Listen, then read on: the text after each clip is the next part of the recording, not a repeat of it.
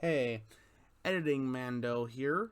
I wanted to say two quick things before the video starts. One is that I mention a deck list and a website for historic budget decks that I got the deck in this video from. It turns out that the Dimir Rogues deck in the deck list is different from this one. So it is not the same deck list. I still put it in the description because it's a great resource if you're looking to get into historic, but just be aware that it's not this same deck list. Second of all, the gameplay in this video, I don't know why. I think a recording problem happened because it's really, really laggy. Normally I would just re-record the video with different matches and just call this one a wash, but I really think this showcases the power of this deck. So I kept it. So yeah, the video isn't the absolute greatest quality it could be. It's laggy, but I still think it showcases the deck really well. So yeah, I just wanted to say that, and just made that be aware. The video problems here aren't going to be a regular thing. So yeah, that's about it. Enjoy the video. Hey, what's going on? This is Mando Crusader, and welcome to another deck showcase in MTG Arena. Today we're going to be looking at a deck that has served me very, very, very well.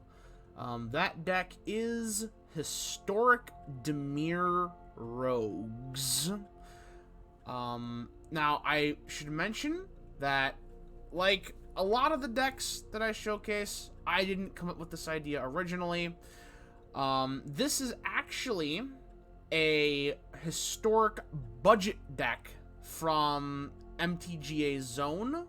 I will be linking the entire article that includes this deck list. If you're a new player, like I was a few months ago, and you're just looking to get into historic, that's a really great resource, and I highly recommend looking at it. Like I said, it will be in the description. And this is one of those decks. This is the fully upgraded version, and it's a little different than what Rogues play now post Strixhaven, but let me assure you 100% that even without cards like Brainstorm or Memory Lapse, this deck absolutely wins games. It wins so many games.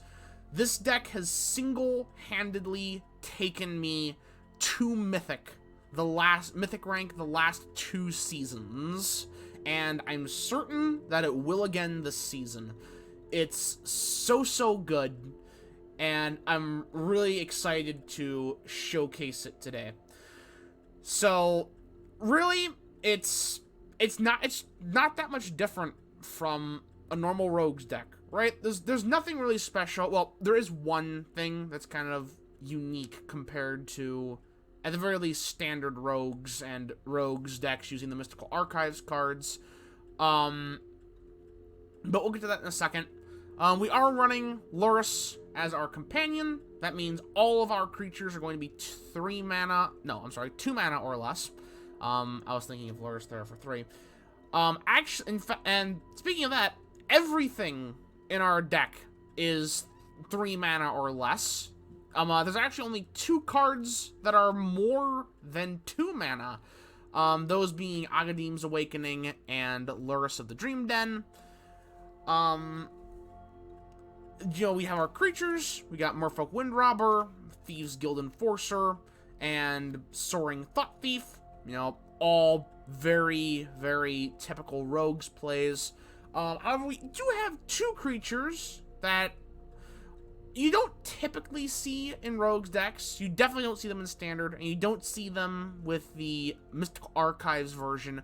We've got Una's Blackguard, which, each other rogue creature you control enters the battlefield with an additional 1/1 counter on it, and whenever a creature you control with a 1/1 counter on it deals combat damage to a player, that player discards a card.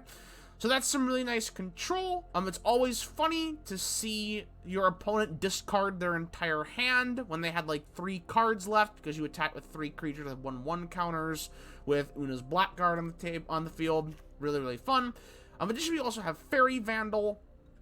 It has Flash, which is sort of the name of the game with rogues. Whenever you draw your 2nd card each turn, put a 1/1 counter on Fairy Vandal. So not only does that synergize on its own with Una's Blackguard, that also synergizes with Curious Obsession. Enchanted creature gets 1/1 and has, whenever this player deals combat damage to a player, you may draw a card. Damage to at the beginning of your end step, if you didn't attack with a creature this turn, sacrifice Curious Obsession. So yeah, that's how we power up Fairy Vandal. That's also our card draw engine to help us gain a little bit of card advantage.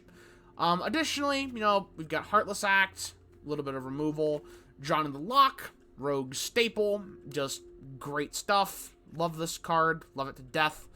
This card has won me so many games. Another card that's won me games, Lofty Denial.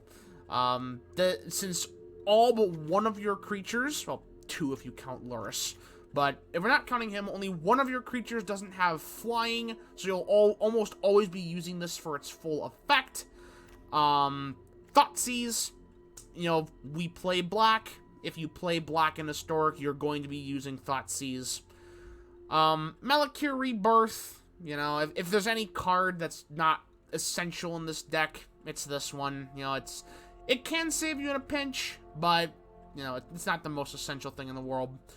Aghanim's Awakening. Most of the time, you're going to be using this as the land, Aghanim the Undercrypt. But when you do use it, when you do use the sorcery side of it, it will probably save you the game. It's that powerful. The mana base, we've got the full Historic mana base, 4 pathways, 4 shock lands, only 3 check lands, but you only need 3 really. 6 islands, 3 swamps, including that swamp being the lovely Phyrexian swamp. And yeah, that's the deck. You know, it's nothing special. It's rogues. You mill your opponent, you power up your creatures, you power up Drawn in the Lock, and you just go for it, and you kill your opponent. And with a little control on the side, and that control on the side really does win you games, especially against things like Jeskai control. It's always fun to control the control deck, sort of play their own game against them. And another thing that's great about this deck is I've found that unless you're playing a hyper-aggressive deck, like mono-red burn, mono-red aggro, or elves, my eternal nemesis, you can win. You can win every game. You can even win games against those decks, but, you know, it's a lot harder, let's just say, because you do need a couple of turns to set up, and, you know, those decks are like turn 3 kills. But, you know, I've beaten Izzet Phoenix, I've beaten Jeskai Control, you know, I've beaten Yun Food. I actually regularly beat Yun Food with this deck. It really, really is just a great all-around deck. It's a great beginner deck. If you're a beginner to Historic, I highly recommend this. It's fun, it's simple, and this is like I said, this is the upgrade version, so there's a lot more rares than it needs. Again, look at the article I link in the description, and you'll find the budget version. But, you know, I've sort of progressed past that point. So, yeah, let's see how this does in the ladder. We will be doing best of 1. This deck does not have a sideboard aside from Luris. That's what my Rakdos Arcanist deck is for, which you can find as another video on this channel. So, yeah, but before we get into that, if you like my content, like it, you know, hit the like button. That's what the like button's there for. Subscribe, ring the bell, and comment below any other decks you'd like me to play in both MTGA and MTGO. Also, any other games that we play, I'll do the best that I can to play them. And without further ado, let's jump right into it. Alright. We are still in Platinum from the last video. I just haven't been playing ranked that much. This is a good hand. This is a good hand. We got Thought Thief, Una's Blackguard. We also have Thought Seize. That mountain, it is scaring me a little bit. I'm not gonna lie. Let's see.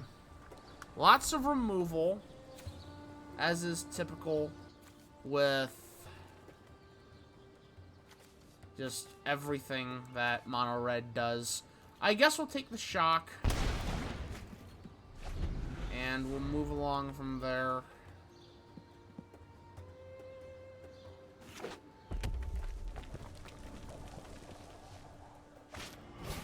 And that's actually really good for us. Because that sort of protects our Una's Blackguard just a little bit. And if not, then we'll make them waste another removal spell on it, which will be more protection for our Soaring Thought Thief, which is the real big prize. So let's see what they do. Sunscorched Desert.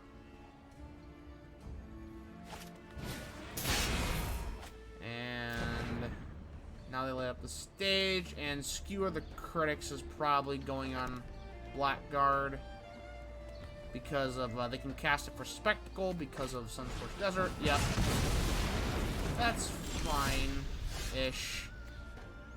This is fine. Now this is what you want to do with this deck. You really want to just leave the mana open, especially when you have a creature with flash. You know, you can play Drawn in the Lock, you can play Soaring Thought Thief.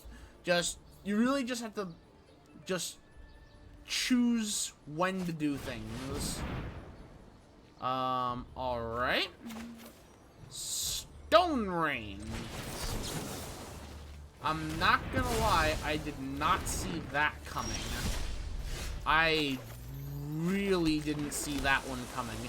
Ugh. Third Sunscorched Desert. Another light up the stage. I don't want them having any extra cards. Because at this point, and make them use the last removal spell on us, save our Soaring Thought Thief, and now this is a great position for us. Because now they're top decking and at the complete mercy of our mill. And now we're dealing 4. We've got our card draw engine going. And hopefully they don't have 5 damage here.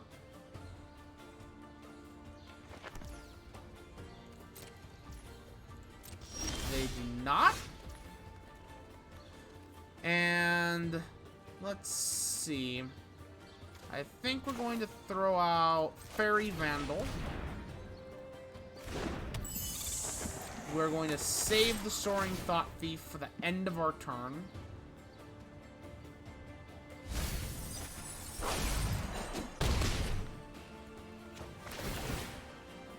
And now we can start powering up our Fairy Vandal with our card draw.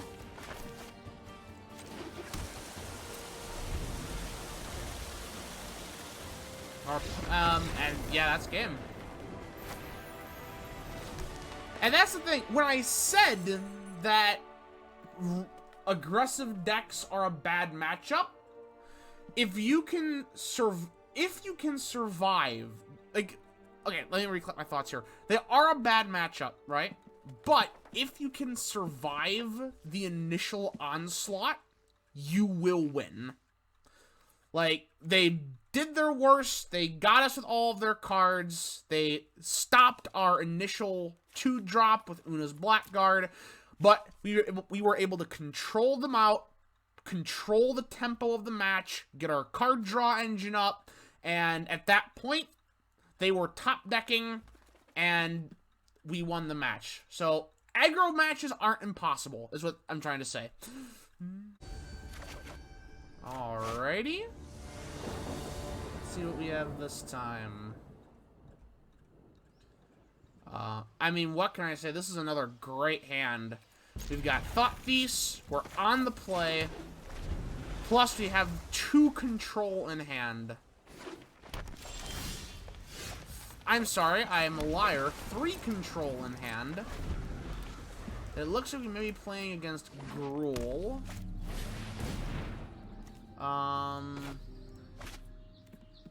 Sure. We'll let that resolve. Put out our Soaring Thought Thief. And now, I mean, grab that. And like now we're just off to the races. Every card milled is another card powering up our Drown in the Locks. We have a Lofty Denial in the meantime. Electrostatic Pummeler. We're just going to Lofty Denial that. And if we top deck the land here, that would be there we go. Shock that in. Put out a second Soaring Thought Thief. Really power up our Drown in the Locks. And now, literally anything they play next turn, we can drown. And if they play nothing worthy of drowning... Well, I mean, that is worthy of drowning. But if they didn't play anything worthy of drowning, we could always flash in Fairy Vandal. And that powers up our Soaring Thought Thieves, so now they're 3/3s. Servant Conduit. That is fine. Clearwater Pathway. We'll just blue. Put out Fairy Vandal.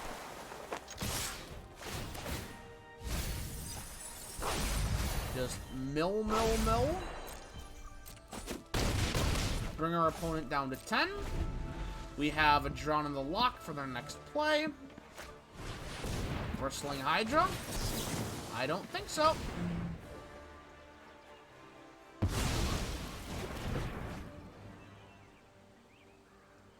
And now we get to do 9 damage next turn.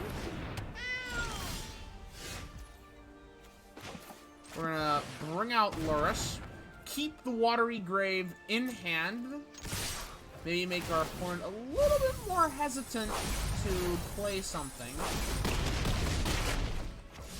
We have Lethal next turn.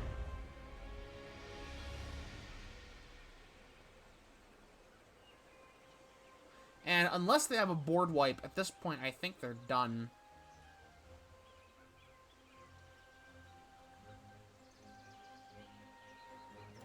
So the question remains, what are they going to do?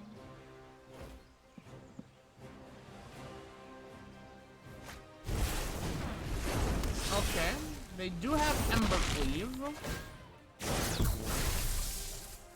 But... like, yeah, even that wasn't enough. We just had too much health, and that's another reason not to play Watery Grave. You don't need to shock that in. We'd be on 3 at this point. And with that, it's over. Yep, that's GG. That is GG.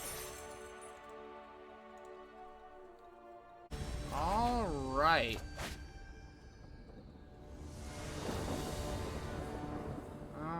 What do we have here? This is an acceptable hand. There's not as much control as I'd like, but we do have Thoughtseize. So let's see what our opponent is playing. Death Shadow. Interesting. Get rid of one of their removals.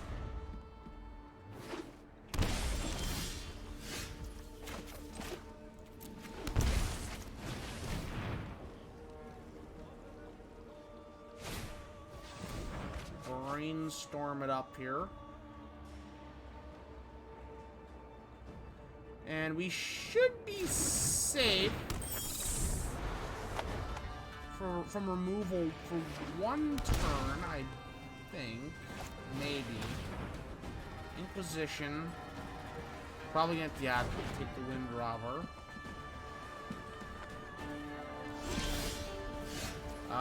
You know what? Thieves Guild Enforcer will do.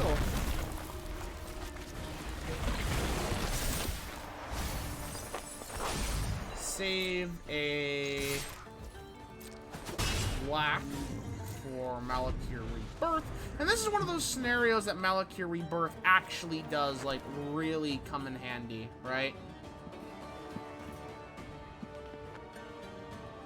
Because this turn, if my calculations are correct, they should have that second Mortify. Yes, they do. That will bring our Thieves Guild Enforcer right back on the battlefield. And now it's a 4-3.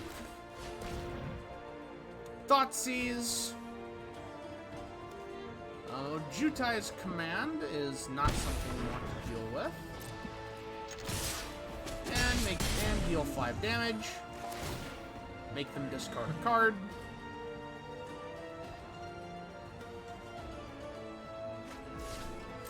And at this point, their only play, unless they top deck something good, is Death Shadow. Yep, there it is. A second Death Shadow. That is a Thoughtseize. We're gonna bring in Luris. We are not going to attack with Thieves Guild Enforcer.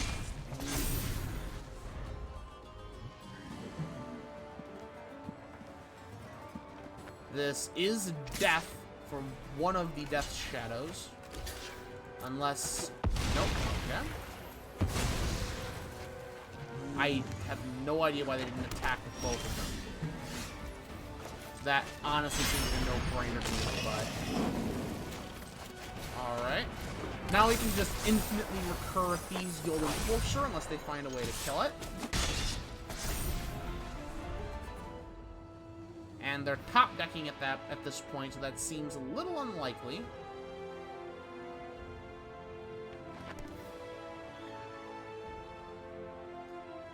The question is, are they going to bring Luris into their hand?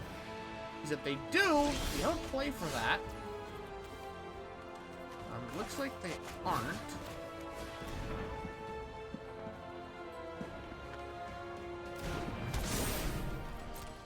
So we're gonna save Thoughtseize for when they do.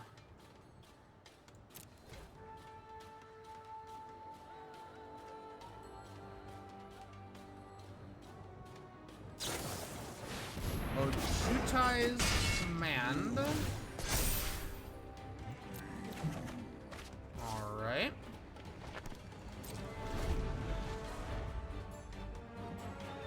They're still top decking. That did buy them a little time. Block one of the Death Shadows. Are they gonna do it? Are they gonna bring in Luris?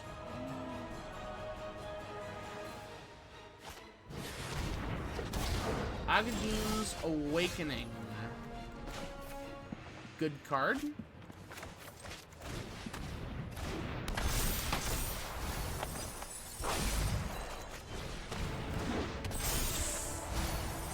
But I don't think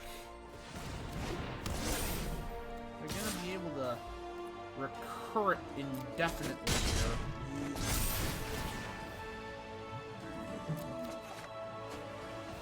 Draw some cards. And we're going to put out our Merfolk Windrobber. Now, the big thing about Merfolk Windrobber... no, not Merfolk Windrobber. The big thing about the Death Shadows here are they don't have Trample. So we can just block them with the Merfolk Windrobber. Literal just chump block at this point.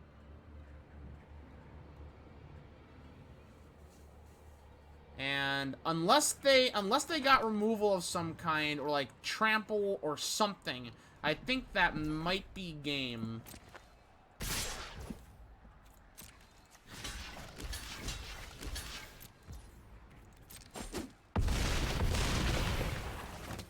Maybe game. Are they gonna bring in Luris now? Nope. That's just GG. That is just GG. Long, grindy matchups really favor us, and that was a long, grindy match. No, it wasn't long, but it was grindy a little bit, especially with the recurring Death Shadows. All right, so that was Historic Rogues. Like I said in the beginning, it's a really powerful deck. It will get you wins. I know, like, I don't have any, like, evidence on hand, like, to support this, but this deck has carried me to Mythic 2 seasons in a row.